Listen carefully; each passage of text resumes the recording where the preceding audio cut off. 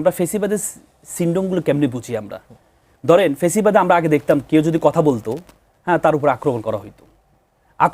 আপনি মাহমুদুর রহমান সাহেব কথা বলতেন, মাহমুদুর রহমান সাহেবকে মামলা দেওয়া হয়েছে, মামলা দেওয়ার পরে তারপর আক্রমণ করা হয়েছে, হাজিরা দিতে গিয়েছেন সেখানে আক্রমণ করা হয়েছে। এই সরকার আমরা কি দেখতে পাই? এক নাসির, ওনাদের কাছে খারাপ লাগছে, সেই ব্যাপক নাসির পাটোয়ারি, সে বিভিন্ন কথা বলে, এই জন্য সিলেটে কয়বার আক্রমণ করা হয়েছে, একটা ছেলের চোখ উঠে ফেলা হয়েছে। আপনি দেখেছেন শেখ হাসিনা কি করতো?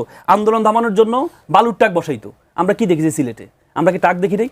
তারপরে এটা কি আপনার ফেসিবাদের, আপনি শেখ হাসিনা ফেসিবাদের যত কার্যক্রমগুলো করেছে, শেখ হাসিনা যতগুলো কাজ করেছে, আপনি সে আন্দোলন আপনি দেখেন, নাসির পাটোয়ারির কথা পছন্দ না আপনার, কিন্তু রাশেদের কথা আপনার কেন পছন্দ? রাশেদ তো সব সময় জামাতের আমিরকে সাদা শয়তান হতে বহু ধরনের কথাবার্তা বলে, তাকে তো আপনি পুরস্কৃত করছেন।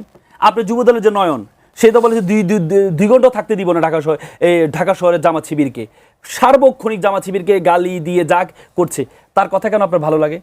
তার মানে আপনার কথা না ভালো লাগলেই আপনি তাকে আক্রমণ করবেন। আপনার কথা ভালো না লাগলে তার আন্দোলন, তার উপরে যে আক্রমণ, এটাই মোটামুটি ডিফাইন করে ফেলে যে ফ্যাসিজম একেবারে চলে এসেছে। আপনাকে ফ্যাসিজমের যে এগুলো আছে, এলিমেন্টগুলো আছে, সেগুলো আপনি দেখেন।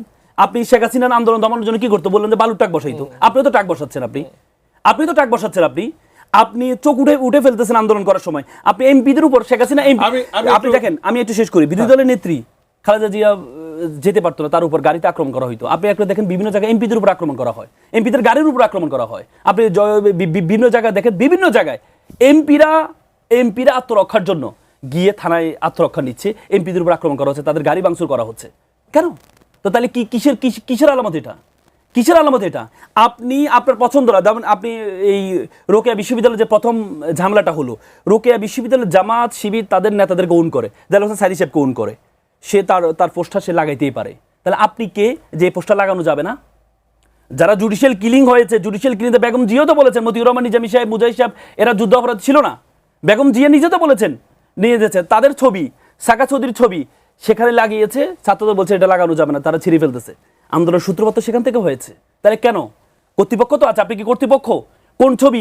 আপনি জিয়াউর রহমান সাহেবকে ভালোবাসেন, আপনি সাকা চৌধুরীকে ভালোবাসেন, তার ছবি আপনি লাগাইতে পারেন। আপনি বেগম জিয়াকে ভালোবাসেন, লাগাইতে পারেন। তাহলে জামাত শিবির যদি নিজামী সাহেবের ছবিকে ভালো লাগে, দেলোয়ার হোসেন সাইদির ছবি ভালো লাগে, তারা লাগাবে। আপনি কেন ছিড়বেন তাদের ছবি? সেটা কিসের আলামত আপনার?